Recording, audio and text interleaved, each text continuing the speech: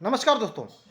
किसी भी संज्ञेय प्रकृति की घटना की एफआईआर रजिस्टर्ड होती है और जब एफआईआर रजिस्टर्ड हो जाती है तो भाई उसके बाद इन्वेस्टिगेशन का दायित्व किसी इन्वेस्टिगेटिंग ऑफिसर को सौंपा जाता है।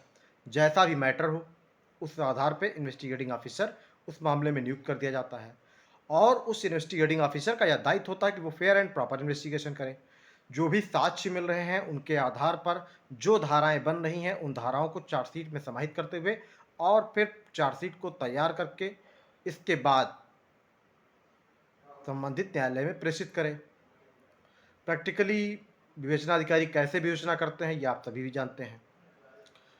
सवाल ये है कि विवेचनाधिकारी विवेचना करके जिन सेक्शंस के आधार पर चार्जशीट न्यायालय में प्रस्तुत करता है, क्या न्यायालय उसी सेक्शंस में कॉग्निजेंस ले सकती है? मतलब क्या प्रसंज्ञान उसी सेक्शंस में धाराओं में ले सकती है जिनमें चार्जशीट न्यायालय में प्रेषित की गई है?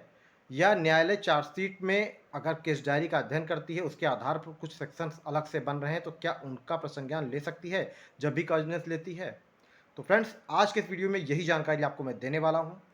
जब भी इन्वेस्टिगेशन साक्ष्यों के बयान के आधार पर या कोई डॉक्यूमेंट्री एविडेंस, कोई ऑडियो विजुअल एविडेंस जो भी मिल रहे हों, उनके आधार पर चार्जशीट तैयार करके जो 173 2 सीआरपीसी में पुलिस रिपोर्ट है, उसे न्यायालय में प्रेषित किया जाता है प्रॉपर चैनल से। तो भाई उसके बाद कोर्ट को कॉग्निजेंस लेना होता है, प्रसंज्ञान लेना होता है कि इन सेक्शंस में प्रसंज्ञान लिए जाने के लिए पर्याप्त आधार है, इसलिए चार्जशीट का प्रसंज्ञान लेकर और आरोपियों को विचारण हेतु तलब किया जाता है। अब अगर मान लीजिए एफआईआर रजिस्टर्ड हुई थी जिन सेक्शंस में, पता चल रहा है चार्जशीट उन सेक्शंस में नहीं है, कोई बात नहीं, अगर वो अपराध नहीं बन रहा था तो चार्जशीट उन सेक्शंस में नहीं आएगी। लेकिन केस डायरी में मटेरियल कुछ ऐसा है या सबूत ऐसे हैं, साक्ष्य ऐसे हैं जिसमें कुछ और सेक्शंस बन रहे थे लेकिन विवेचना अधिकारी ने उसको नज़रअंदाज किया किसी भी तरह से, चाहे लापरवाही की, चाहे किसी को बेनिफिट पहुंचाना चाहा, उस आधार पर विवेचना अधिकारी ने उन सेक्शंस को समाहित नहीं किया।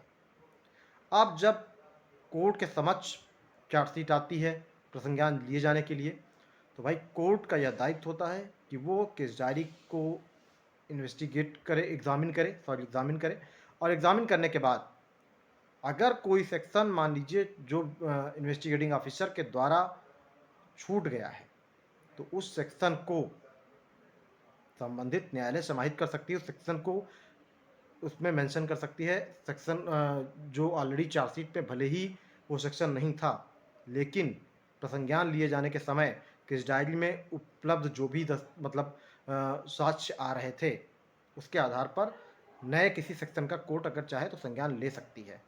और ये ऑलरेडी जब भी किसी मामले में प्रसंज्ञान लिया जाता है, तो ये एक प्रॉपर सिद्धांत है, जनरल सिद्धांत है कि प्रसंज्ञान लिए जाने के समय एक सामान्य आदेश कोर्ट को नहीं पारित करना चाहिए बल्कि एक विस्तृत आदेश पारित करना चाहिए कि हाँ, प्रसंज्ञान इन सेक्शंस में लिए जाने के लिए क्या आधार है, चार्जशीट में, सॉरी केस डायरी में ऐसे क्या साक्ष्य हैं जिनके आधार पर ये सेक्शंस बन रहे हैं, इनका प्रसंज्ञान लिया जाना चाहिए।